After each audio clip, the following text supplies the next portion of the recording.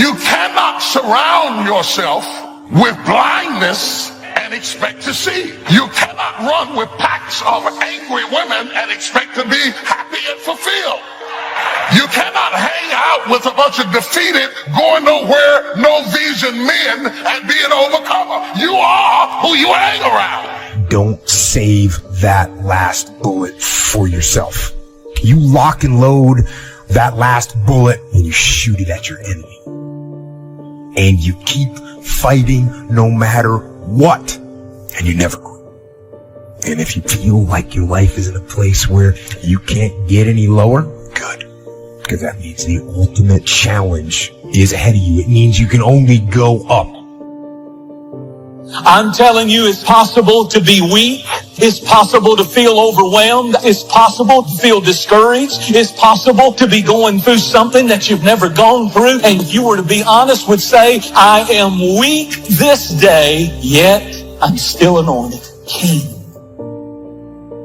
Program your mind, because all that you will do or not do, have or not have, accomplish or not accomplish, will be a direct derivative of what's going on inside of your mind. It's about mentality, getting the right man. I thought of the child, I spake of the child, I understood of the child, but when I became a man, I put away childish things. You will never win a battle if you're having a heart experience in a head fight. You're telling the enemy how you feel has nothing to do with what you know. And if you're going to deal with a knower, never approach a knower with feelings. You got to approach a knower with facts. Real decisions that move your life along are not coming out of your emotions, they're coming out of your head. But I believe that if you reach a certain age, and if you really haven't achieved very much in your own terms, I don't think you can ascribe this to bad luck or a difficult childhood or any other external factor. I personally feel that your strength of character does come into question at that point. Your definition of success may be different from the next person. I'm not implying that you need to have a fat bank account or a Rolls Royce to be successful. But if having those things is integral to your definition of success, then that's what you should be aiming for. When it feels like you've taken steps backwards, don't live life defeated. Stay in faith. You may not realize it, but you're in a good position. You're being pruned, not so you can stay there. No, you're being pruned so you can go to a new level, so you can see new growth and experience new opportunities and discover new potential.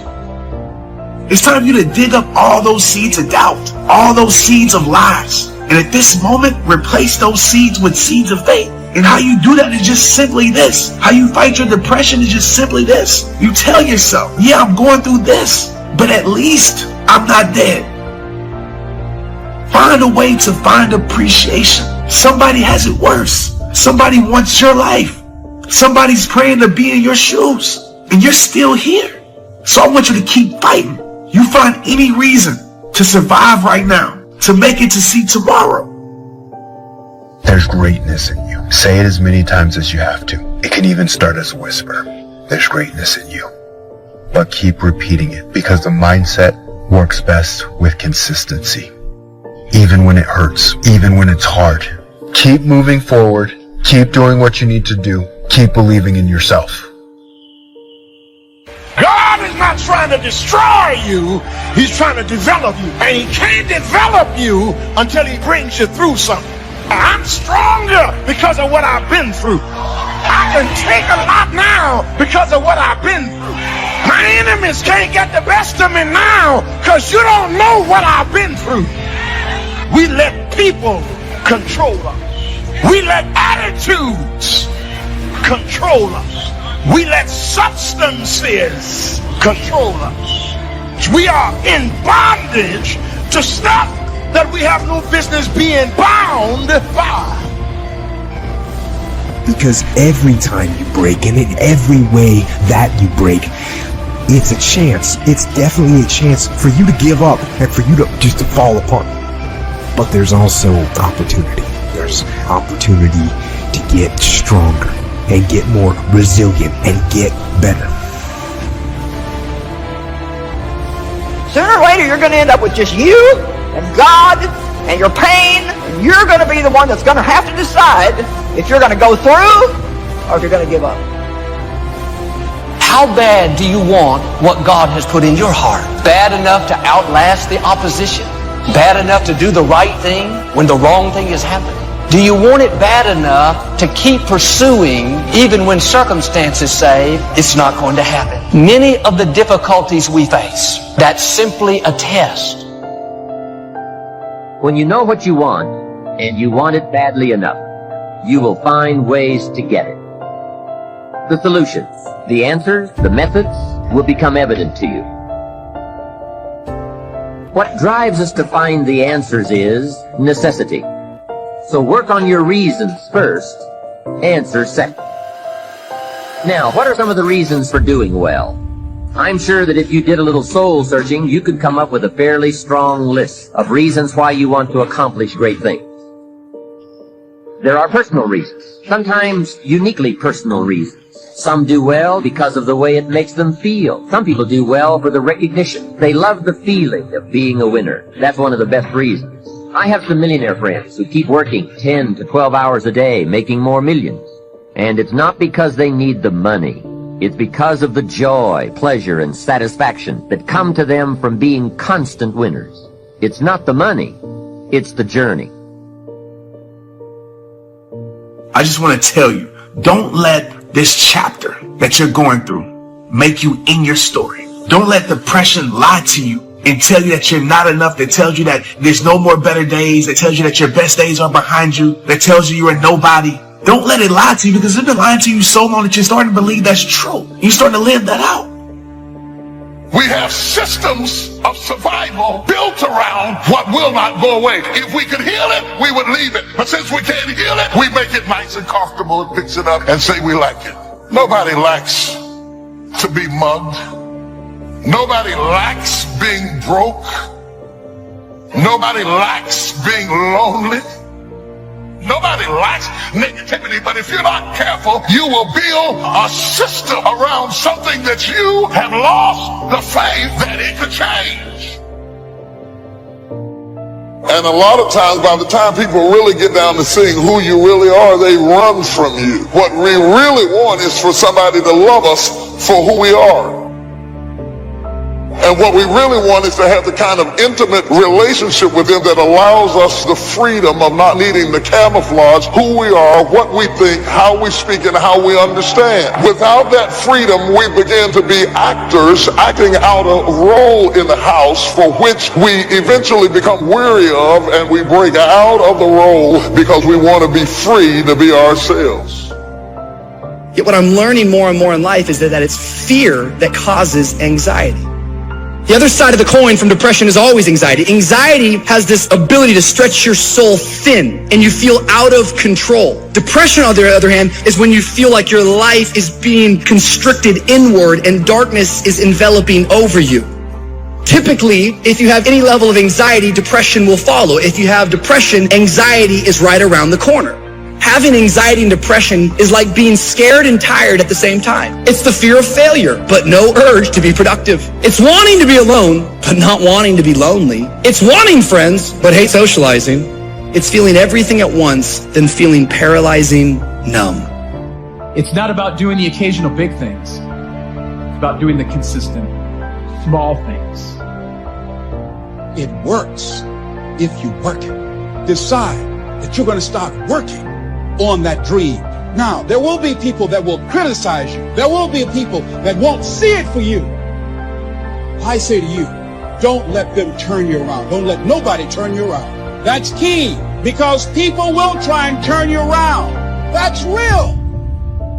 Every hero you guys had was called an idiot, crazy, a loser. You must break society's status quo. Status quo is normality. It's alive but not living. It's death on a stick, guys. The belief of the individual can overcome thousands of followers. One person with a belief overrides thousands of people with just intent. You can actually change the direction of your life Life is not designed where you just wake up and see how it go and you react. You actually have a say-so. You have a determining voice into where your life can go. See, life is 10% what happens to you. It's 90% what you do about it. See, you get tripped out because you got dirt on you. But you need dirt on you to develop. Because dirt ain't just dirt. Dirt is fertilizer. Dirt gives you the grip for your seed to push through. See, you gotta have dirt on you to push through something.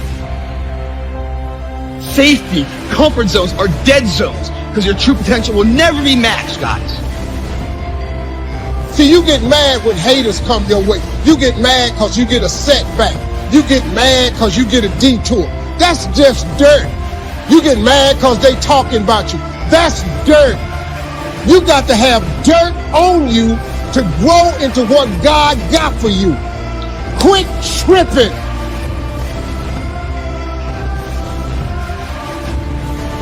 Be ready for tomorrow by doing all that you can today. Set a goal that will make you stretch, or what it will make of you to achieve it. What an all-encompassing challenge to have a better vision of the future, to see what it will make of you to achieve it. The greatest value in life is not what you get. The greatest value in life is what you become. It's not what you get that makes you valuable. It's what you become that makes you valuable. Set the kind of goals that will make something of you to achieve them. So there you have the two components of positive self-direction. Self-knowledge, knowing who you are and what you want to do with your life. And number two, self-preparation, getting ready for the opportunities before they come your way. Becoming the person you need to be in pursuit of what you want.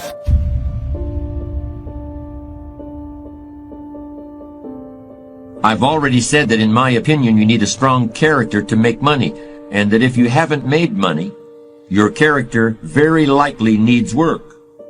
But I also want to stress my belief that it takes character to achieve success in any form, whether it's in the business world or anywhere else. There are some people who just aren't interested in making a lot of money. I'm not one of them, but I can see their point of view. For these people, achievement is measured in terms that aren't so easily quantified.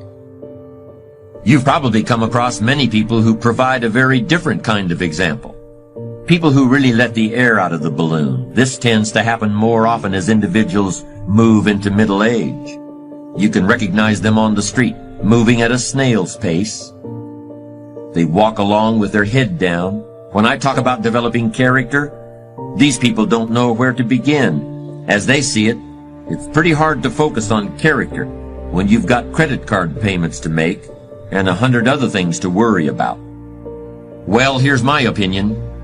If these people had given a bit more thought to building a strong character over the years, maybe their credit card payments would be a little more manageable. According to Aristotle, 52 is the age at which a man's philosophy is fully formed.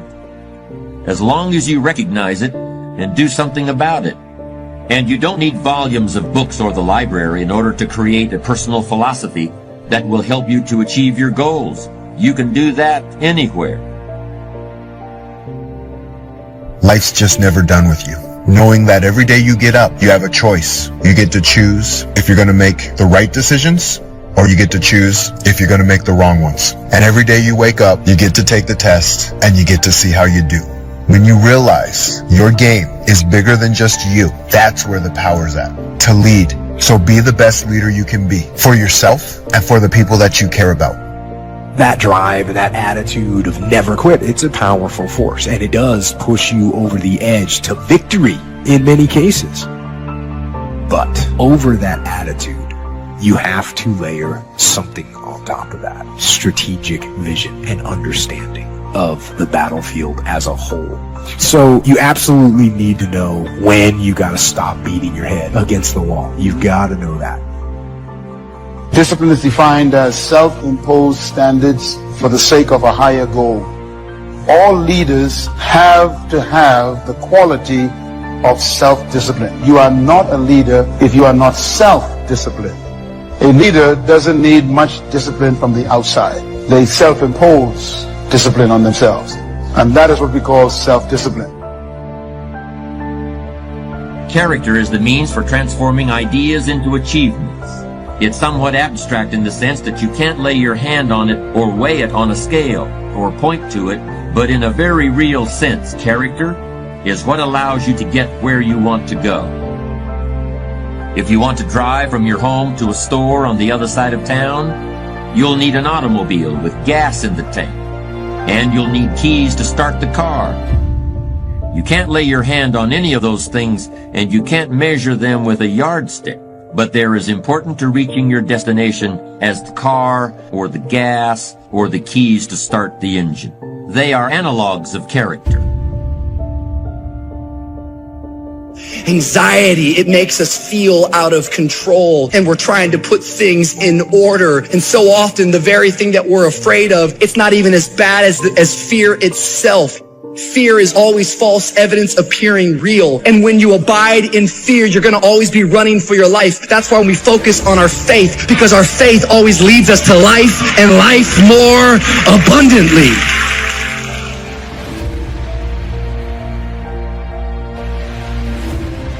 There are ways of objectively evaluating your achievements. Most people don't take advantage of them as often as they should, but they're available nonetheless. For example, hire an appraiser in order to learn the market value of your house. You can put together a financial statement in order to determine your net worth. You can compare where you were 10 years ago to where you are now in order to determine the degree of progress you've made in your life. Achievement depends on character in the same way that a successful drive to the grocery store depends on knowing when to apply the brakes and when to step on the gas. But how can you know if your character is in good enough shape to get you where you want to go? To continue the metaphor we've been using, there are ways of discovering whether you still know how to drive without having an accident. I believe there are ways of evaluating the strength of your character that are almost as clear as the depth of tread on a tire or the amount of gasoline in the tank of an automobile. In order to use these techniques for character evaluation, all you need is a commitment to be ruthlessly honest with yourself. At first, that kind of ruthless honesty may include a little bit of pain, but once you accept the fact that character is basic to achievement, you'll gladly pay the price. Because there are some things in your life that you are not ready to turn loose. There are some sins you're not ready to get rid of. There are some issues and some hang-ups that is stunning your spiritual growth. You can't be all God wants you to be with some stuff you're still hiding. As you're working to break out of old behavior patterns, as you're struggling to achieve your goals and to overcome the obstacles that will inevitably befall you, I'm in favor of using any means necessary to make progress, as long as it's legal and ethical.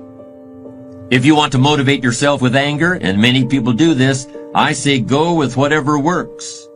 If you feel you've been wronged at various points in your career, and you look forward to gaining sweet revenge once you reach the top, I say whatever gets you going.